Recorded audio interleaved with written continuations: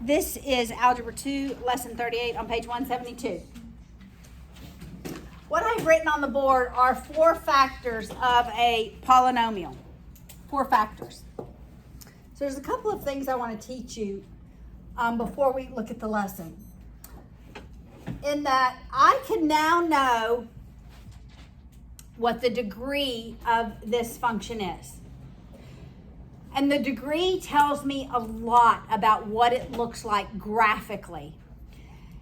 And the way I can know the degree is I can just look at the first terms and multiply the first term. So x squared times x times x times 2x. What would that be?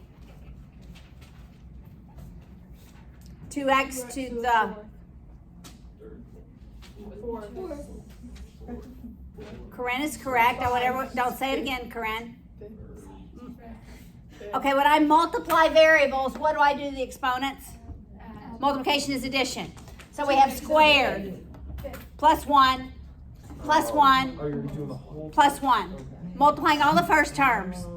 2 plus 3. So it's 2x to the 5th power.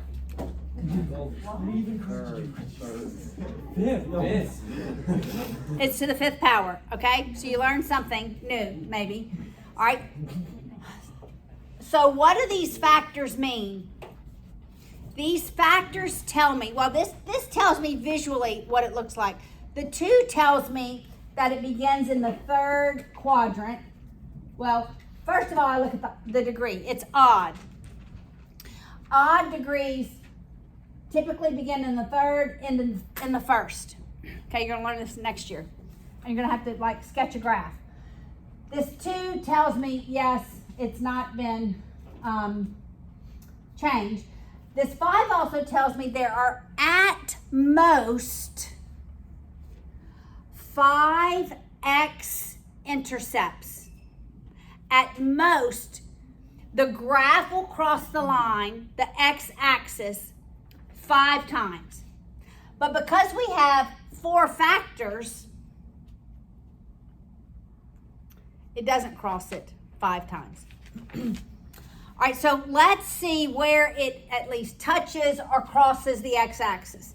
To do that, if the value of this term is 0, what is the value of all this left-hand side? 0. Okay, let's do that. So if x is 0, that'd be 0 times -3 times 5 times 7. Right? If I plugged in 0 for x, and that value of that is 0. So to solve for the x-intercepts, when terms are multiplied, you set each term equal to 0. Because anytime one of the term equals 0, the entire left side is equal to 0. All right, so it would be x squared equals 0. X minus 3 equals 0. X plus 5 equals 0. And 2x plus 7 equals 0. Any of those terms equivalent to 0, then the entire left-hand side is equal to 0. Does that make sense? All right, we've already solved this one. The value of x is 0. All right, so we know it does something at 0. What's the value of x to make this term equal to 0? 3. When x is 3, right, you could just add 3 to both sides. Nathaniel, put your calculator down. Thank you. Oh, this is important. So we know that something happens at 3. What's the value of x here? -5. -5. You subtract the 5 from both sides. All right, what's the value of x here? So you would subtract the 7, divide by 2. So x is -7/2. What's that, 3.5? So we have -5 and we have 3.5. Starts in the 3rd quarter, ends in the 1st. But they're negative, so shouldn't they be on the negative? Oh, they're negative. Hello, yes, negative. Thank you. 1, 2, 3, 4, 5. Here we go. And -3.5. All right. Now, there's something different about this term, which we're going to learn next year. It's called the multiplicity. The multiplicity is even because it's a number 2. When the multiplicity is even, it doesn't cross the x-axis. It touches it and it goes back in the other way. All right, so look, it begins here, crosses, crosses, touches, returns, crosses, and ends up there. That's such a rough sketch of that graph. Yes? Where you started, where did you get that? You had the 2 dots. I know the degree. It's a 5th degree, so you're going to learn all this next year. I say this year because it won't be the first time you've heard it next year. When it's an odd degree, when the lead term is an odd degree, we know it begins in the 3rd quadrant, ends in the 1st. When it's even, like if this were to be 2x to the 4th, an even 2, 4, 6, 8, 10, all the evens begin in the 2nd quadrant and end in the 1st. So it looks something like that. Dress? Does that have any effect on your arrows? Yes, your arrows always go to the end. Yes. That one was going in a little bit. Yes. Your arrows are always at the end, okay? The point of this whole lesson is that we've been factoring, but now we are going to solve for the value of x. And what you're solving for is where that graph crosses the x-axis, okay? All right, so look at example 38.2. God bless you. 38.2. You're not going to have anything to the 5th degree. You're only going to have squared. So what does that lead term tell us? How many, at most, x-intercepts you could have? Remember when it was x to the 5th? How many at most x-intercepts could I have? X to the 1st. 5. Listen, no, the example I just worked, when I had my lead term was 2x to the 5th power, that lead term tells me at most how many x-intercepts I can have. So if it's 5x to the 7th power, how many x-intercepts at most can I have? Say it confidently. 7. Can I have fewer than 7? Yes. But at most, I can have 7. If it's x cubed, how many at most x-intercepts can I have? 3. All right, now let's look at 38.2.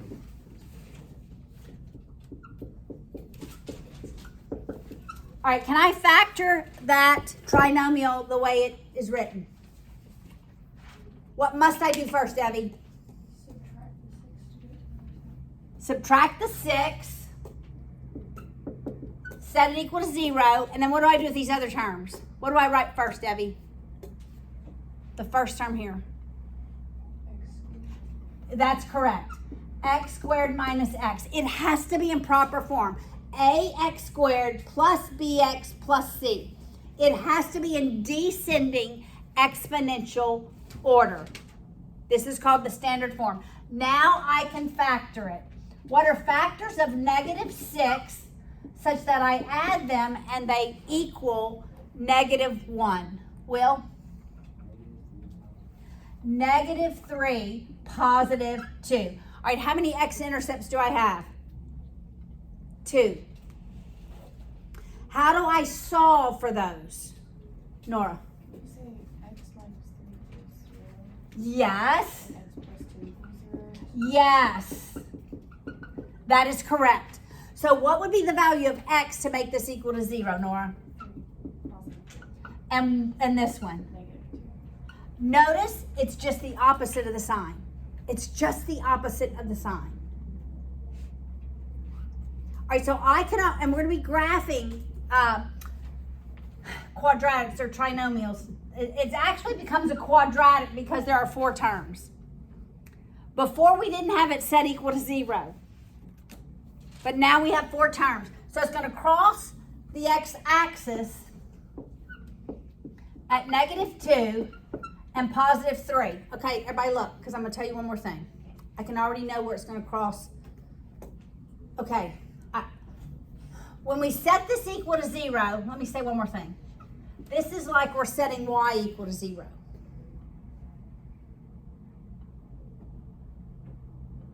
So when y is 0, the value of x is 3 and -2.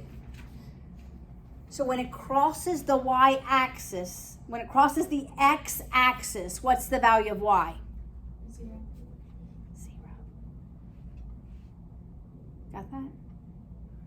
When it crosses the x-axis, the value of y is 0. When it crosses the y-axis, what's the value of x?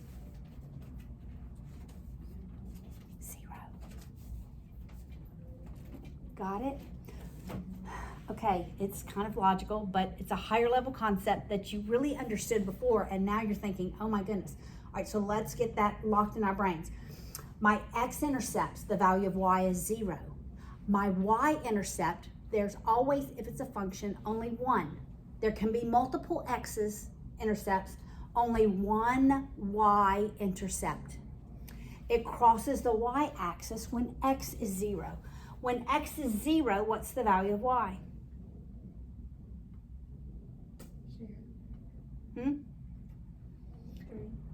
Right here. If I make x 0, 0 minus 0, that's the value. That's it. That's the y-intercept. It's always that value. All right, so it's going to cross at -6. All right, I know that because this is squared, it's going to begin second, end, and first. We always draw graphs left to right, always. All right, so I'm going to begin here. It begins here. I don't really know what this looks like, actually, but that's a very rough sketch of it, yes. How do you know what the specific points you put on the graph where you started and are? Or are they just, no, the top ones where you started? Oh, I just started. That's correct. I knew I was gonna, I knew visually it was gonna look like a parabola. I knew beyond -2, that's gonna get larger. I know greater than +3, it's gonna get larger. We're gonna graph all of these. So you can basically put the start anywhere in that. Anywhere first quadrant, anywhere second quadrant. It just has to look, you wouldn't put it here because then I'd have to go something like that. There's not a curve. It does come straight down. Okay. Not straight down, but less of a curve. There's not another curve like this. All right, let's look at the next example.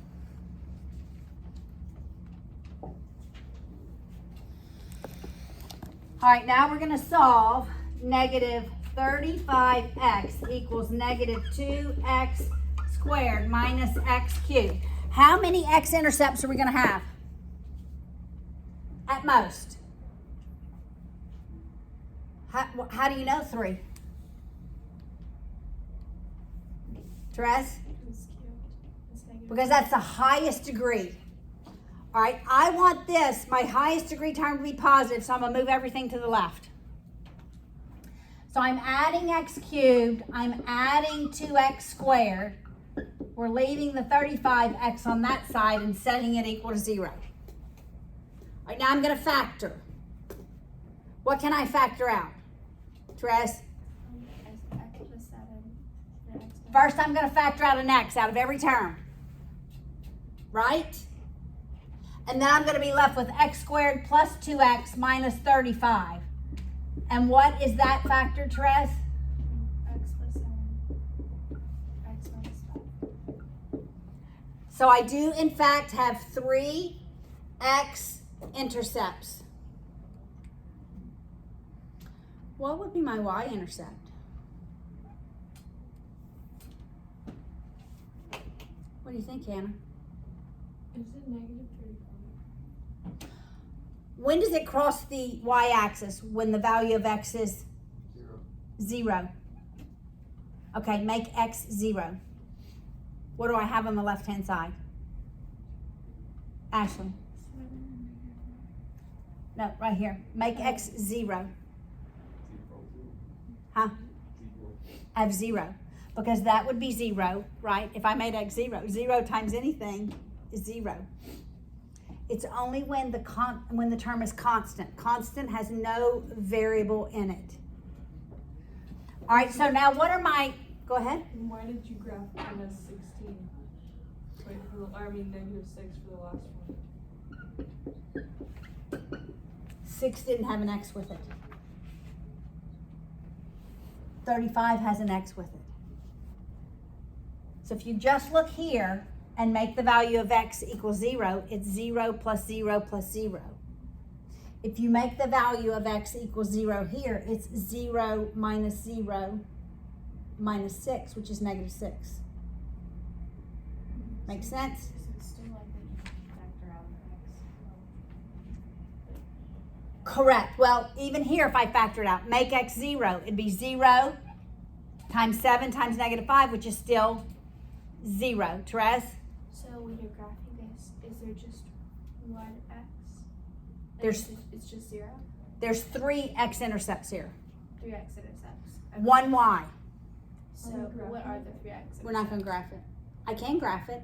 So what are the x-intercepts? What would make this equal to 0?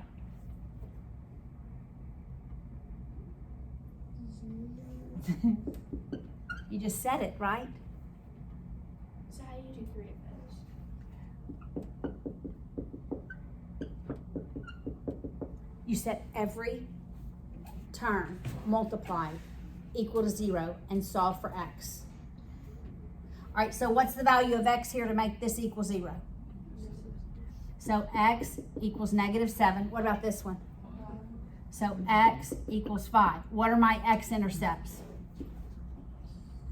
0, negative 7, positive 5. Therese? So the x that you pulled out of the equation, that doesn't affect the graphic.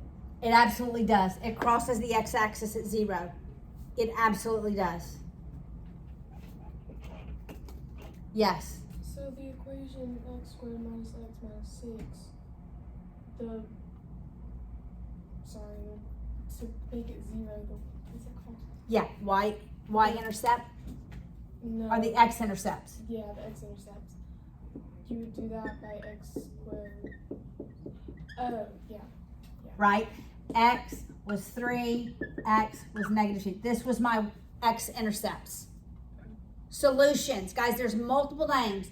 I'm trying to emphasize the point that these are x-intercepts so that next year you connect that in order to graph any equation. All right, so here I have 3 x-intercepts. I have only one y. I only ever have one y if it is a function, and it would be 0. But this is what we're solving. This is what this lesson is solving. We know how to factor. Now we have those factors set equal to 0. So to solve for the value of x, you're going to set each factor equal to 0 and solve for x. Everything else I taught was lagniappe so that you hear it this year and not next year for the first time. Got it? Everybody understand? So this won't be on our test? This will be solving for the x-intercepts. But it's also called roots, solutions,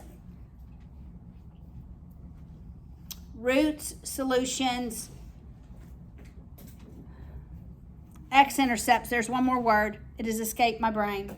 I'll come up with it in just a minute. All right, let's look at the first part of this lesson. Powers of sums. All right. So if I have x plus 3,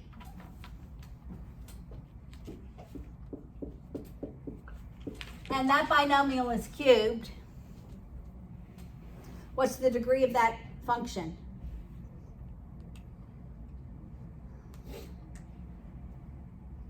It's cubed. It's a third degree. All right, how do I multiply this out? What does this look like multiplied out? It would not be x cubed plus 27. What do you think, Evie? Is it x plus 3 times x plus 3 times? Yes. It is x plus 3 times x plus 3 times x plus 3. The only time we distribute an exponent is when terms are multiplied. That is 3 cubed times x cubed. When they're added, we take that entire binomial, multiply it by itself, however many times the exponent tells us. Do you see the difference? All right, so how do we multiply 3 binomials? Well, we start with 2 and we FOIL it. All right, so what's x times x? Okay, the middle term is our outers multiplied added to our inners multiplied. We're going to do that in one step. Our outers are 3x plus, which is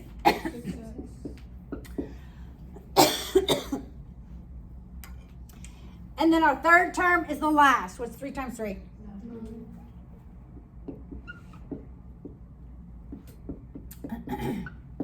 All right, now I have a trinomial multiplied by a binomial. You following me so far? We're good? I'm going to multiply the binomial times the trinomial. So first I'm going to multiply x by every term in the trinomial. X times x squared. X times 6x. 6x squared.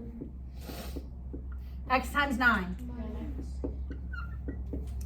All right, I'm done with x in the binomial.